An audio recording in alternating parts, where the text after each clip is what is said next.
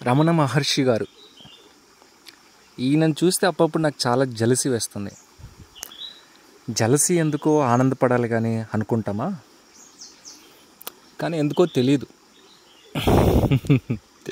ఏం చేయలేదు, పెద్ద పెద్ద చదువులు చదువుకోలేదు, జస్ట్ అలా స్కూలింగ్లోనే చదువు అన్నీ ఆపేసి చనిపోతే మనం చనిపోవడం అంటే ఏంటి, చనిపోతే ఎలా ఉంటుంది అని తెలుసుకోవాలని ప్రయత్నించి చనిపోయినట్టుగా యాక్టింగ్ చేసి నిజంగా చనిపోయి నేను శరీరం కాదు నేను ఆత్మ అనే విషయాన్ని తెలుసుకొని ఆ రోజు నుంచి ఇల్లు వాకిలన్నీ వదిలేసి అరుణాచల గుట్టల్లో కూర్చొని ధ్యానం చేసుకుంటూ ఆయన జీవితాన్ని ప్రారంభించారు.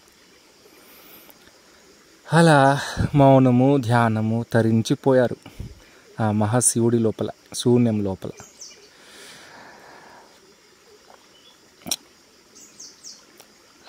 అలా కదలకుండా ఆయన దగ్గర కూర్చున్న ఆయన దగ్గరికే దేశ విదేశాల నుంచి రకరకాల మనుషులు, రకరకాల వ్యక్తిత్వాలు ఉన్న వాళ్ళు,